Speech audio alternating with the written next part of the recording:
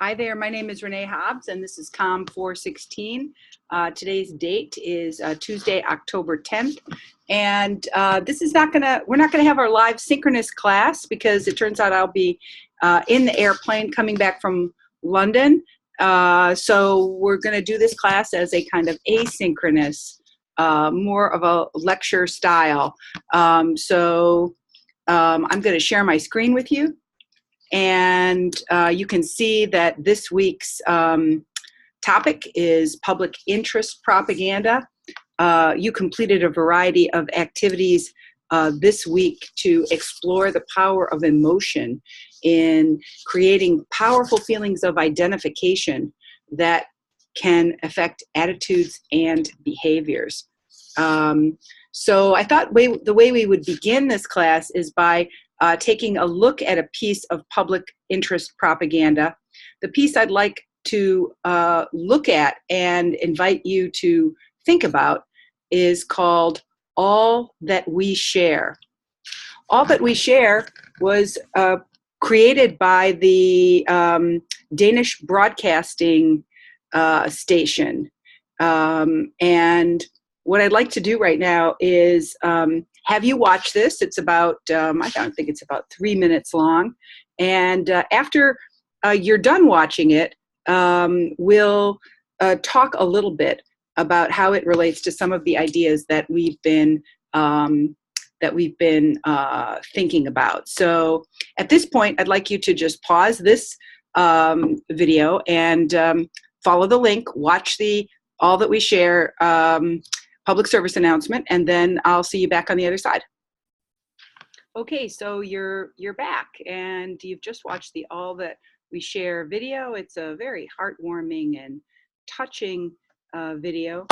As you watched it, I'm sure you noticed the way in which the build of emotions occurs as the narrator leads us through scenarios where participants are invited to identify if they're the class clown, or if they believe in life after death, or if they love to dance, or if they've been bullied. And the emotional tone is poignant, right? Poignant. And concluding in the unifying statement, we all love Denmark. So what's so fascinating to me is that while, I actually think this is a terrific piece of positive propaganda, rating it as highly beneficial. Only 59% of people coming to the Mind Over Media website rated it that way. And 13% said it was somewhat beneficial, and 11% weren't sure, and 6% thought it might be a little bit harmful, and 11% thought it might be harmful. And of course, for me, the challenge of that is in trying to imagine why would anyone think this video is harmful. So that's my first question for you to discuss in the comments in the YouTube comment thread that you'll find on the YouTube page where this video is located. Why might some people think this video is harmful? So please take a moment and try to imagine a context in which this video might be understood as harmful. For me, it's helpful to review the comment thread. It looks like a lot of people have responded to this comment thread. And I'm particularly pleased with one of my former students, Taylor, who says, knowledge of the European political context might be important to really understand this particular form of propaganda. Trying to imagine why this video might be seen as problematic does invite us to think a little bit about the uses of our emotions. And I think that topic is wonderfully complex and interesting. One of the things I thought would be useful to do next is to talk a little bit about the Jaffe article that you read. Of course, most of you read this article and tweeted a response to it. Jaffe's basic claim is that visuals are open up emotive pathways and create opportunities for people to experience identification, and that strong emotional visual messages help people make sense of their worlds, and that we tend not to critically analyze visuals, right? We don't reflect on them. We just react. And this is something I did tend to notice, unfortunately, about your reactions this week. You reacted to the video. You reacted to the video from one moment to the next, 1 second to the next, the AT&T texting and driving documentary. But only a few of you took the additional effort to reflect and analyze how that documentary was constructed in order to structure your feelings.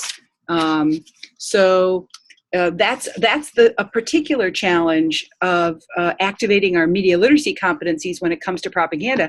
It's hard because our emotions are so activated. It's hard for us to step back and do some critical distance and reflect a little bit on that. But Jaffe gives us some great ideas about how to think about that. She thinks about the role of fear and humor and disgust. She offers some really interesting evidence about the relative value of those, activating those emotions.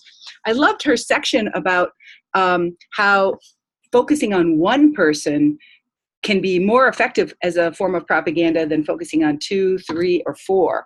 That basically one subject can be more powerful in persuading. And I was really fascinated on her analysis of the Ebola propaganda, noticing that the sci-fi images of people in hazmat suits distanced people from having an emotional response. It made the very real event of that disease, that infection, somehow more unfamiliar and a little more like a fantasy. But this week should have activated your thinking about the conditions under which we connect emotionally and the conditions under which we detach.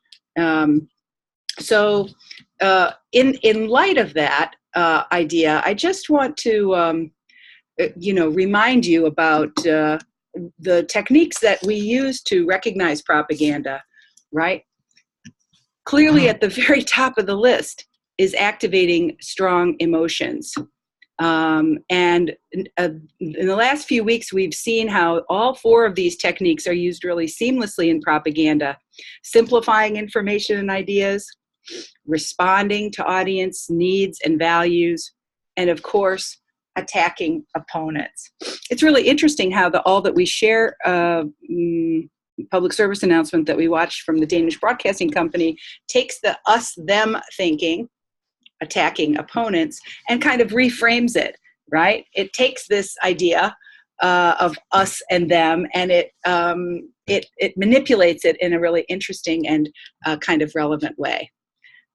Okay, so I wanted to take another few minutes to talk a little bit about the very, very interesting choices you made when you found a book in the URI library. It looks like a lot of you found some really interesting stuff, and so I just wanted to make some comments on that.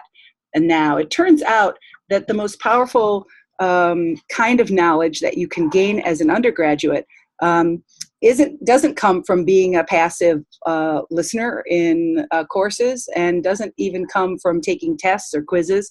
It comes from the power of independent research, which builds your unique expertise. Because in the process of 4 years, your pathway through undergraduate education is unique. And if you make strategic choices, you can come out with like a lot of relevant knowledge and skills that helps you in the world outside the classroom. And I'm sure hoping that's true for how you experience this course.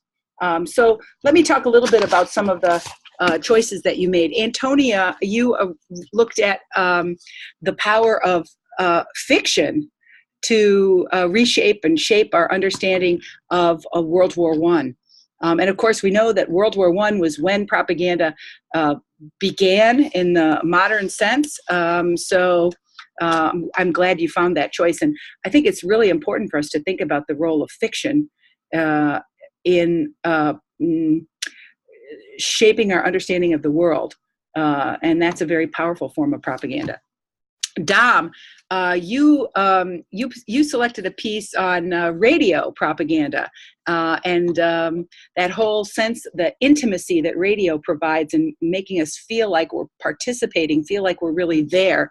And of course, FDR and his fireside chats shaped the nation's attitudes in a powerful way in the build-up to World War II.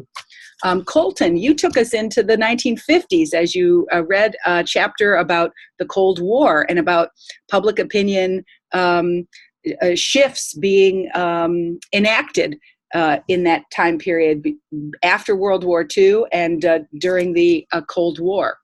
And Jenna, you read a chapter from the classic book by Jacques Ellul, the French theologian.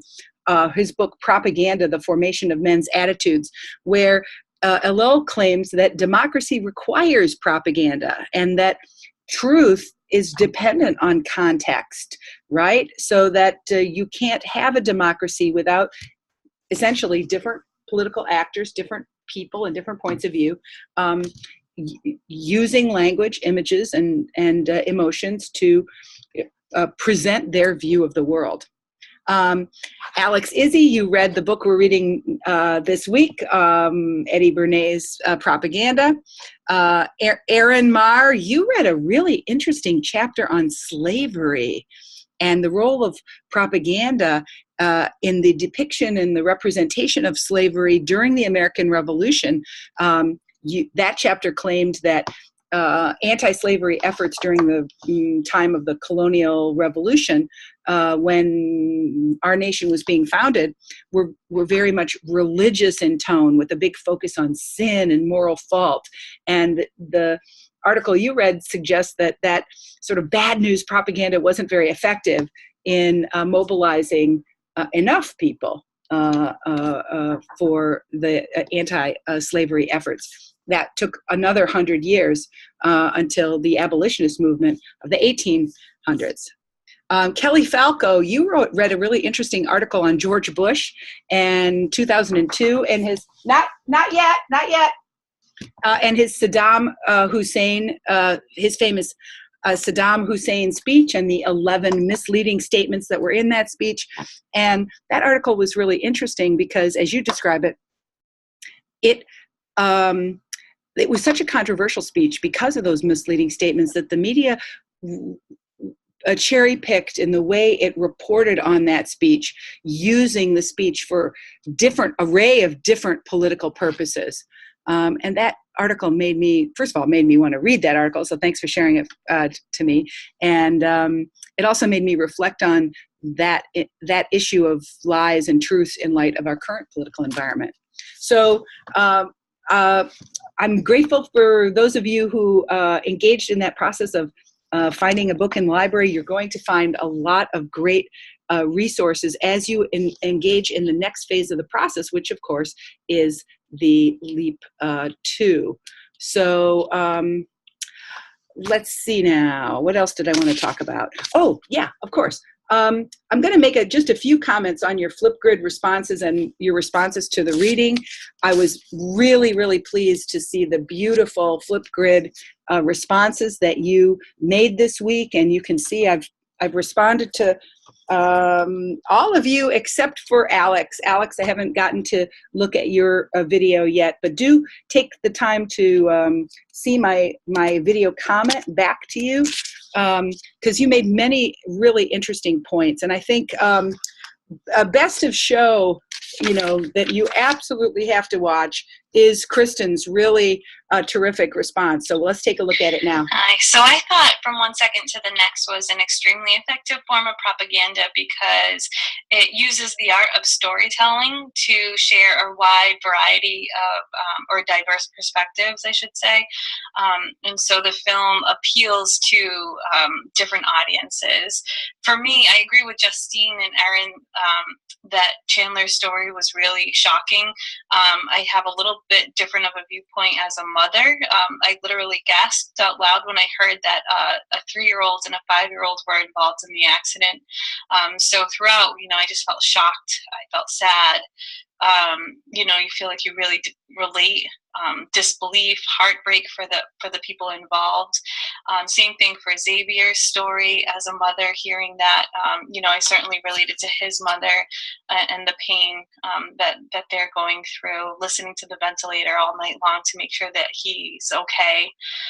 So I think that the film uses these diverse perspectives to appeal to a variety of audiences, whereas in Coney 2012, I think that particularly appealed to youth. And so from this, I really, after watching this, I immediately thought that it was something I wanted to share with my own students who are approaching driving age. And so this was a piece of propaganda that I just really wanted to share because I feel it could be beneficial. Wow, what a great response, Kristen. Thank you so much for sharing that. What I appreciated about that comment was the very careful way in which you included an analysis of the target audiences for this film, this documentary, and your reactions to the From One Second to the Next documentary actually lead me to my second question for you to answer as you watch this video and as part of tonight's class participation. So my question to you is, will your behavior about texting and driving, will your behavior change as a result of seeing this video? Why or why not? So place the answer to that question in the comment thread below this week's YouTube video. It will be interesting for us to think about how propaganda works and what are its limitations, conditions under which it doesn't work. Okay, next I want to take a look at some of the Twitter sharing that you've been doing. I asked you to do some summarizing and synthesizing to the Jaffe article, and it looks like you have taken that up with a vengeance. Candace, I like how you're making screenshots of the reading. Turns out that as a study tool, that's a really helpful way, a form of note-taking, as it were. And of course, I'm underlining the key idea in the Jaffe article of positioning and identification are powerful tools of propagandists who use visual storytelling to activate strong emotions. And of course, I'm pleased that 3 people have retweeted and 2 people have liked it. Adriana, you used a really powerful screenshot from Save the Children, and that, I hope, Adriana, that you will upload that example to the Mind Over Media website. That would be awesome. Alex, interesting observation from the Jaffe article about how fear is used for safety-related behaviors, but it isn't used to sell products. AMB,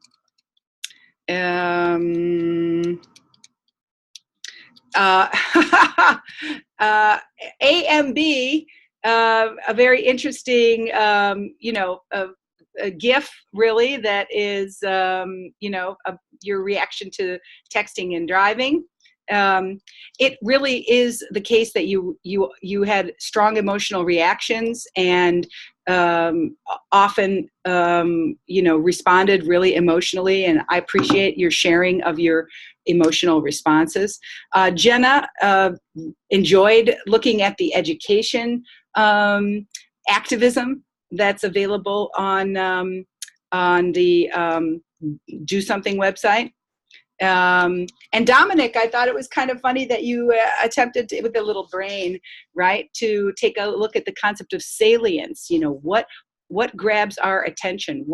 How is our attention controlled? So really pleased, Kristen, to use this really powerful drinking and driving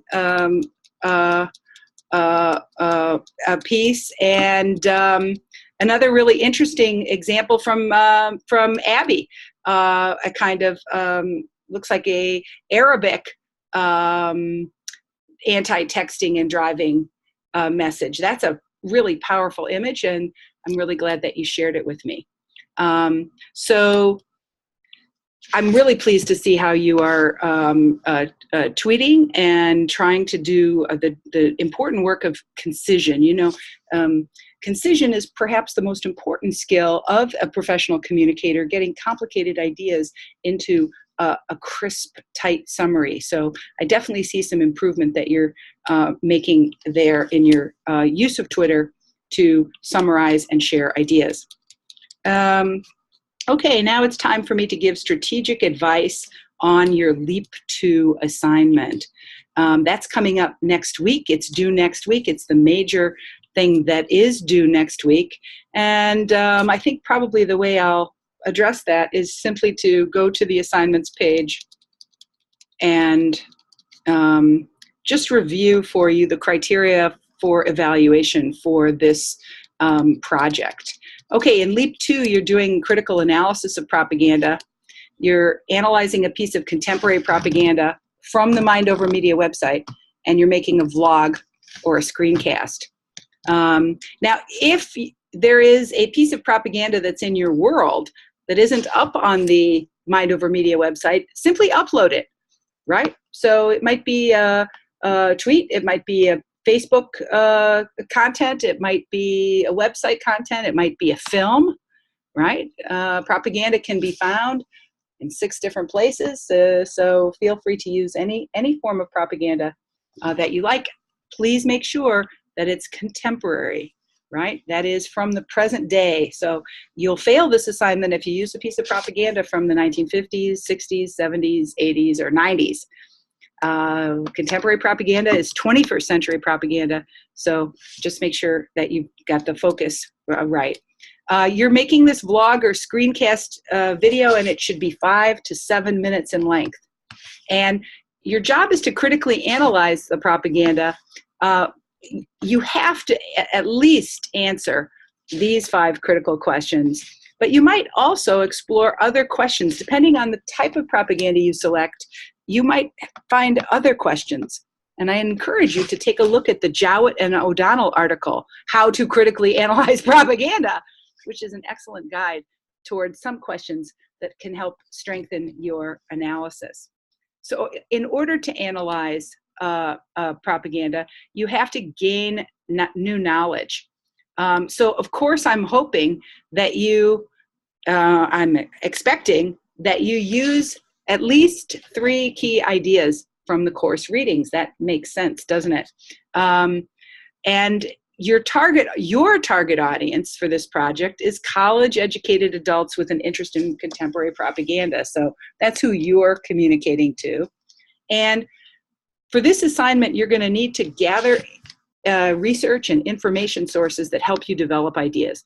And that independent research is a big part of what makes for a successful, compelling, and credible Leap 2. As you develop your script and prepare your visuals, you might think more about the genre of the vlog and screencast.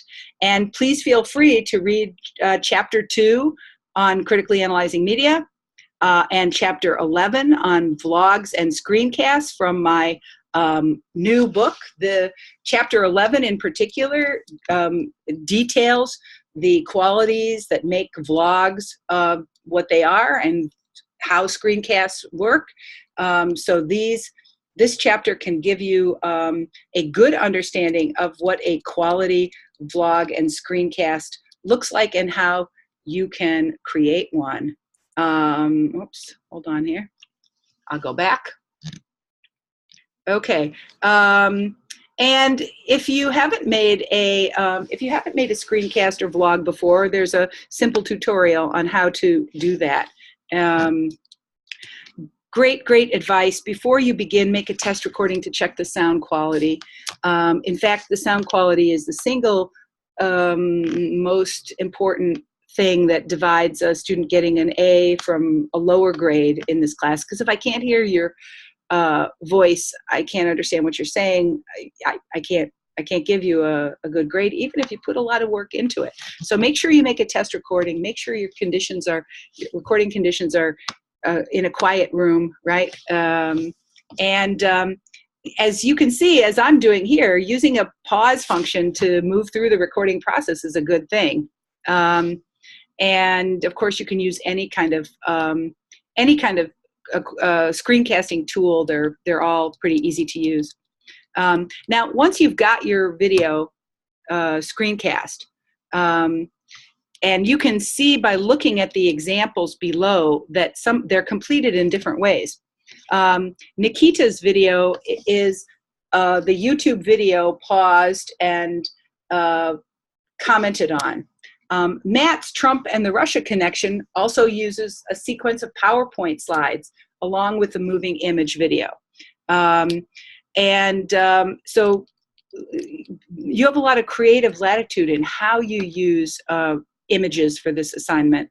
But after your video is complete, you're going to compose a headline and a subhead. You're going to embed your screencast video on the page.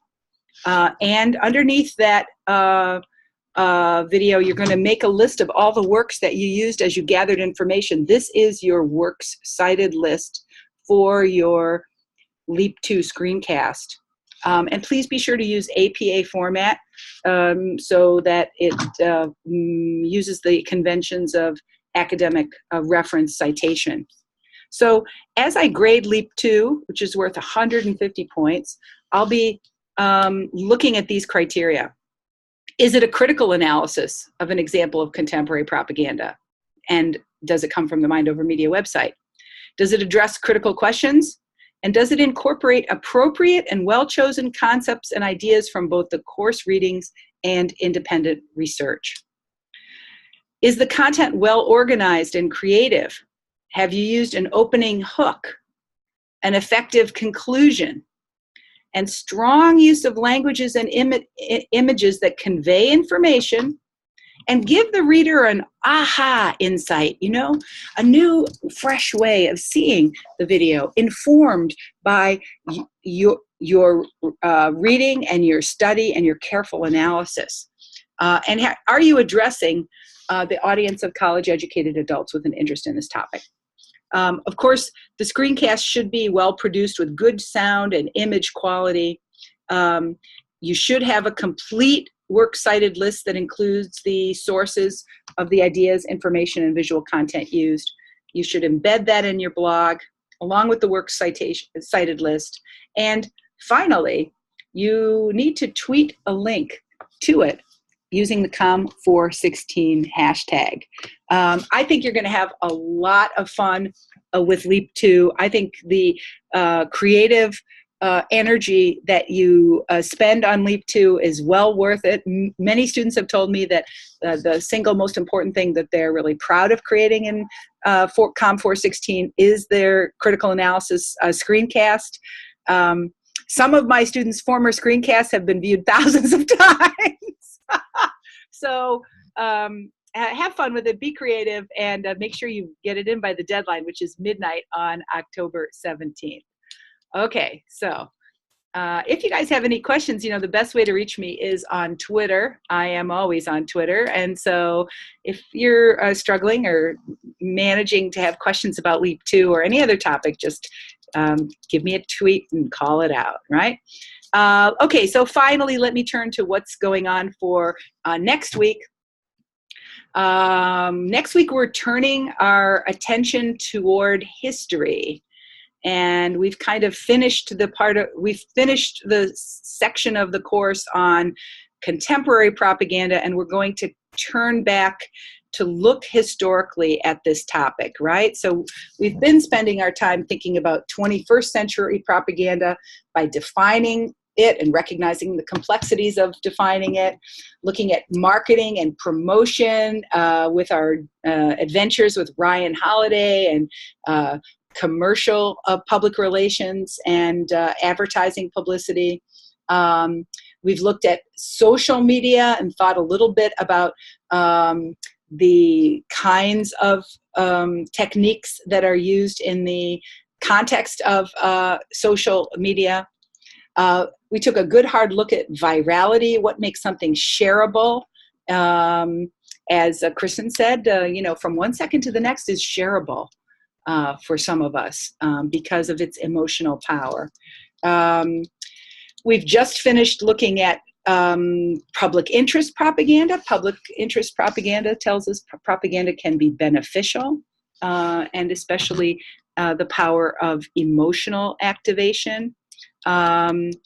And now we're turning our attention to history.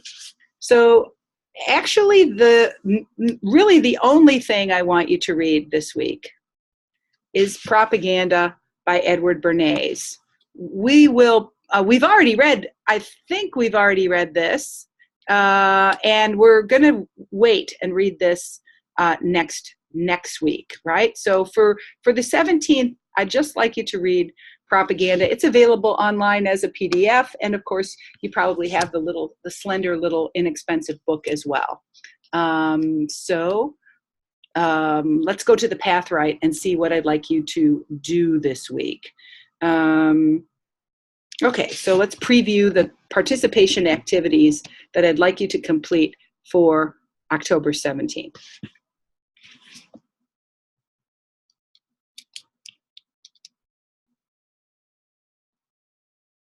Okay, hold on here. Let's go down to where we are. Okay, origins of propaganda. Of course, the most important thing that's happening right now is that you are completing Leap 2. That's due on the 17th. Here's what I'd like you to do for Eddie Bernays. This activity is worth 12 points, so it's really the only single class participation activity that's really important. What are the 5 key ideas that Bernays emphasized in this book? So Bernays is a powerful communicator, and his classic book, Propaganda, is still a pleasure to read even after 90 years. After reading, create a Padlet digital bulletin board to represent 5 key ideas that Bernays develops in the book, using a combination of images and language in an attractive visual display.